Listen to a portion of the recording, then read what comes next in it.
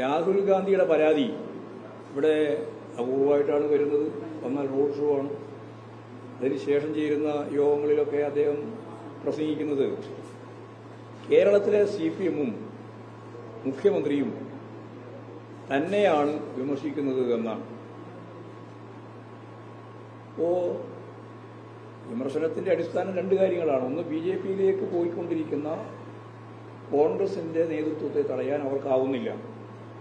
അത് ഞങ്ങൾ അന്നും പറഞ്ഞിട്ട് ഇപ്പം പറഞ്ഞുകൊണ്ടിരിക്കുകയാണ്. അത് കരുണാകരന്റെ മകളായാലും AK ആന്റണിയുടെ മകനായാലും കേരളത്തിലെ ഏറ്റവും പ്രധാനപ്പെട്ട നേതൃനിരയിലുള്ള നേതാക്കളുടെ മക്കളാണ് BJP-യിലേക്ക് ചേക്കേറുന്നത്. അതിൽ തന്നെ ആന്റണിയുടെ മകൻ NDA സ്ഥാനാർത്ഥിയായിട്ട് മത്സരിക്കുകയും ചെയ്യുന്ന കാര്യം. അപ്പോൾ യഥാർത്ഥത്തിൽ ഇവിടെ കോൺഗ്രസ് നേതൃത്വം ചെയ്യേണ്ടുന്ന ഏറ്റവും പ്രധാനപ്പെട്ട ജോലി കോൺഗ്രസിൽ നിന്ന് BJP-യിലേക്കില്ല എന്ന ഉറപ്പുണ്ടാക്കാനുള്ള പ്രവർത്തനമാണ് നടത്തേണ്ടത്. അതിന് ഒരു തരത്തിലുള്ള പ്രവർത്തനവും നടത്താൻ അവർക്ക് സാധിക്കുന്നില്ല. എന്ന് പറഞ്ഞാൽ ഇപ്പോഴും തന്നെ മത്സരിക്കാൻ തീരുമാനിച്ച BJP നേതാക്കളിൽ അവരിപ്പോൾ പുറത്തു കൊണ്ടുവന്ന നേതാക്കളുടെ എണ്ണം ആകെ 417. അതിൽ 118 പേരും കോൺഗ്രസ് ഉൾപ്പെടെയുള്ള മറ്റു പാർട്ടികളിൽ നിന്നുള്ള പ്രതിനിധികളാണ് മത്സരിക്കുന്നത്. 118, 417 ഇതാണ് സ്ഥിതി. ഇവിടെ കേരളത്തിൽ എടുത്ത് പരിശോധിച്ച് നോക്കിയാൽ 20-ൽ നമുക്കറിയുന്നത് പോലെ 4-1 മുൻ കോൺഗ്രസ് നേതാക്കളാണ് മത്സരിക്കുന്നത്. അപ്പോൾ രാഹുൽ ഗാന്ധി ഇടതുപക്ഷത്തെ ഈ രീതിയിൽ വിമർശിക്കുന്നതിനോട് ഭാഗമായിട്ട്, വിമർശിക്കേണ്ടത് ഞാൻ പറയുന്നില്ല, വിമർശിക്കുന്നതിനോടൊപ്പം അദ്ദേഹം അഭിമുഖീകരിക്കുന്ന സംഘടനാപരമായ പ്രശ്നം BJP-യിലേക്കുള്ള ഈ കുത്തിയൊഴുക്ക് ദേശവ്യാപകമായിട്ടും കേരളത്തിലും ഗൗരവപൂർവ്വം എടുക്കേണ്ടതാണ്.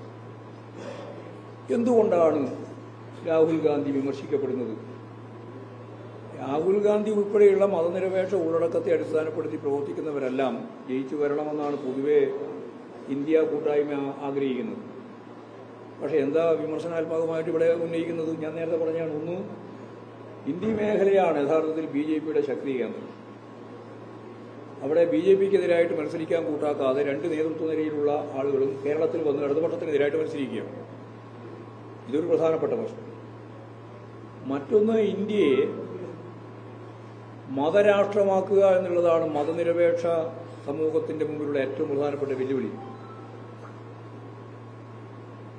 മഹാത്മാഗാന്ധിയെ തന്നെ കൊന്നത് ഒരു ഹിന്ദു രാഷ്ട്രം സ്ഥാപിക്കാൻ ഞങ്ങളെ സഹായിച്ചില്ല എന്ന ഗോൾവാൾക്കറുടെ പ്രസംഗം, അത് ഡൽഹിയിൽ നടന്നിട്ട് അപൂർവം ആഴ്ചകൾ കഴിഞ്ഞപ്പോഴാണ് ഗാന്ധി കൊല ചെയ്യപ്പെടുന്നത്. അന്ന് ഗോൾവാൾക്കർ പറഞ്ഞത്, ഈ ഗാന്ധി പാകിസ്ഥാൻ മുസ്ലിം ദേശീയതയെ അടിസ്ഥാനപ്പെടുത്തി രാജ്യമുണ്ടാക്കാൻ സഹായിച്ചു, എന്നാൽ ഹിന്ദു ദേശീയതയെ അടിസ്ഥാനപ്പെടുത്തിയിട്ട് ഒരു ഇന്ത്യ ഹിന്ദു രാഷ്ട്രമാക്കാൻ സമ്മതിച്ചില്ല. പിന്നെ കരാറനുസരിച്ച് ഇന്ത്യൻ ഖജനാവിൽ നിന്നും പാകിസ്ഥാനിലേക്ക് പണം കൊടുക്കാൻ വേണ്ടി അതിനുവേണ്ടി നിലപാട് സ്വീകരിക്കുന്നു ഗാന്ധി. എന്നിട്ടാണ് പറഞ്ഞത്, ഈ ഗാന്ധി ഈ നിലപാട് സ്വീകരിച്ചാൽ ഈ ഗാന്ധിയെ നിശബ്ദനാക്കേണ്ടി വരുന്നു. അപ്പോൾ ഒരു മതരാഷ്ട്രമാക്കുന്നതിന് സമ്മതിക്കാതിരുന്ന മതനിരപേക്ഷ ഉള്ളടക്കം ഫലപ്രദമായിട്ട് കൈകാര്യം ചെയ്യുന്ന ഒരു സംവിധാനത്തിന് വേണ്ടി നിലകൊണ്ട ഏറ്റവും പ്രമുഖനായ ഒരു വ്യക്തിയാണ് ആദ്യത്തെ രക്തസാക്ഷി. അത് ഞാൻ ഈ പറഞ്ഞതുപോലെയാണ്. ഇവിടെ ഹിന്ദു രാഷ്ട്രമാക്കാൻ അനുവദിച്ചില്ല. ഇതാണ് സ്വാതന്ത്ര്യം കിട്ടിയ ഉടനെ തന്നെയുള്ള സംഭവം. അതിന്റെ ഏറ്റവും കടുത്ത ആക്രമണമാണ് ഇപ്പോൾ ഇന്ത്യ അഭിമുഖീകരിക്കുന്നത്. അത് പാകിസ്ഥാനിൽ നിന്ന് വന്നവർക്ക്, അതുപോലെ തന്നെ ബംഗ്ലാദേശിൽ നിന്ന് വന്നവർക്ക്, അഫ്ഗാനിസ്ഥാനിൽ നിന്ന് വന്നവർക്ക്, മുസ്ലിങ്ങൾ ഒഴിച്ചുള്ളവർക്കെല്ലാം പൗരത്വം കൊടുക്കുന്നു മാത്രമല്ല, ഒരു ഹിന്ദു രാഷ്ട്രത്തിലേക്കുള്ള മതരാഷ്ട്രമാക്കി മാറ്റാനാണ്. അതാ പ്രശ്നം. ഇത് ഈ ഇന്ത്യയുടെ ഇന്നത്തെ പാർലമെന്ററി സംവിധാനത്തിന്റെ ഭാഗമായിട്ടുള്ള ഏറ്റവും പ്രധാനപ്പെട്ട പ്രശ്നമാണ്. മഹാത്മാഗാന്ധി രക്തസാക്ഷിത്വം വഹിച്ച ആ ഘട്ടം മുതൽ ഇങ്ങോട്ട്, ആ ഘട്ടം മുതലല്ല, 1923 മുതൽ സവാർക്കറാണ് ആദ്യമായിട്ട് ഹിന്ദുത്വ പദം ഉപയോഗിച്ചത്. എന്നിട്ടിപ്പോൾ 101 കൊല്ലമായി. 1923 അത് കഴിഞ്ഞ് 2 കൊല്ലം കഴിഞ്ഞപ്പോഴാണ് RSS രൂപീകരിച്ചത്. അടുത്ത കൊല്ലാകുമ്പോഴേക്ക് 100 വർഷവും. ഈ ഹിന്ദുത്വ എന്ന ഫാസിസ്റ്റ് അജണ്ട ഇന്ത്യയുടെ മുന്നിൽ ചർച്ച ചെയ്യാൻ തുടങ്ങിയിട്ട് ഇത്രയും കൊല്ലമായി, 100 കൊല്ലമായി. ആ 100 കൊല്ലത്തിനിടയിൽ ഏറ്റവും കടുത്ത ഫാസിസ്റ്റ് അജണ്ടയിലേക്കുള്ള കൈവഴി തുറന്നത് പൗരത്വ ഭേദഗതി നിയമത്തിലൂടെയാണ്. അതുകൊണ്ടാണ് ഞാൻ പറയുന്നത്, പൗരത്വ ഭേദഗതി നിയമം വന്നത് മതരാഷ്ട്ര സൃഷ്ടിക്കുള്ള ഏറ്റവും പ്രധാനപ്പെട്ട ഒരു നിയമനിർമ്മാണം. ഈ പാർലമെന്റ് തെരഞ്ഞെടുപ്പിൽ ഇന്ത്യ നിലനിൽക്കണോ അല്ല ഹിന്ദുത്വത്തിലേക്ക് പോകണോ എന്ന ചോദ്യത്തിന്റെ ഏറ്റവും ശ്രദ്ധേയമായ കേന്ദ്രം പൗരത്വ ഭേദഗതി നിയമം എന്ന മതരാഷ്ട്രമാക്കാനുള്ള ഹിന്ദുത്വ അജണ്ടയിലേക്ക് നീങ്ങുന്ന BJPയുടെയും സംഘപരിവാറിന്റെയും സമീപനമാണ്.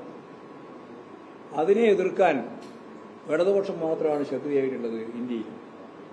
കേരളത്തിൽ പ്രത്യേകിച്ച് CPIയും ഗവൺമെന്റ്, മുഖ്യമന്ത്രി എല്ലാം അതിശക്തിയായിട്ട് എതിർക്കുമ്പോൾ കോൺഗ്രസിന്റെ മുഖ്യമന്ത്രിമാരുണ്ട് 3.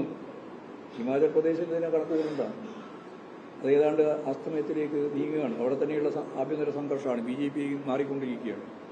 രാജ്യസഭാ സീറ്റ് പോലും ജയിക്കാൻ അവർക്കായില്ല. അത് BJP ജയിച്ചു. എന്നാലും രണ്ട് സംസ്ഥാനമുണ്ട്, കർണാടകയുണ്ട്, തെലങ്കാനയുണ്ട്. എന്നാൽ ഈ 2 സംസ്ഥാനങ്ങളിലെങ്കിലും ഞങ്ങൾ ഈ നിലപാട് സ്വീകരിക്കും എന്ന് പറഞ്ഞാൽ ഇതിനെ അംഗീകരിക്കില്ല എന്ന സമീപനം അവർ പറയണ്ടേ? പറഞ്ഞില്ല. ദേശീയ നേതൃത്വത്തോട് ചോദിച്ചപ്പോൾ ഇന്ന് രാത്രി കഴിഞ്ഞ് നാളെ പറയാമെന്നാണ്. ഇന്നേവരെ പറഞ്ഞില്ല. രാഹുൽ ഗാന്ധി യാത്രയിലായിരുന്നു. ആ യാത്രക്കിടയിൽ എവിടെയും പറഞ്ഞില്ല. കോൺഗ്രസിന്റെ പ്രകടന പത്രികയിൽ അനങ്ങിയില്ല, മുണ്ടിയില്ല. ഇവിടെ കേരളത്തിൽ മത്സരിക്കാൻ വന്ന കോൺഗ്രസിന്റെ അഖിലേന്ത്യാ നേതൃത്വത്തിന്റെ ഭാഗമായിട്ടുള്ള രാഹുൽ ഗാന്ധി ഇത്രയും ദിവസം ഇവിടെ സംസാരിച്ചിട്ടും പൗരത്വ ഭേദഗതി നിയമം സംബന്ധിച്ച്, ഞാൻ നേരത്തെ പറഞ്ഞ മതവൽക്കരിക്കുന്ന ഒരു നിയമത്തെ സംബന്ധിച്ച് ഒരക്ഷരം വേണ്ടിയിട്ടില്ല. ഇവിടെ കോൺഗ്രസ്സുകാർ ഇടക്കിടക്ക് പറഞ്ഞുകൊണ്ടിരിക്കുന്നത് ഞങ്ങൾ പണ്ടേ വേണ്ടിയിട്ടുണ്ടെന്നാണ്. എവിടെ വേണ്ടിയിട്ടുണ്ടെന്ന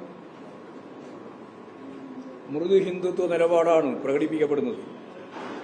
ഇന്ത്യ രാജ്യം ഏറ്റവും ശ്രദ്ധേയമായ രീതിയിൽ കൈകാര്യം ചെയ്യേണ്ടുന്ന ഒരു രാഷ്ട്രീയ പ്രശ്നത്തെ ആ അർത്ഥത്തിൽ കൈകാര്യം ചെയ്യുന്നതിന് വേണ്ടി ഇവർക്കാവുന്നില്ല എന്നുള്ളതാണ് ഏറ്റവും പ്രധാനപ്പെട്ട പ്രശ്നം.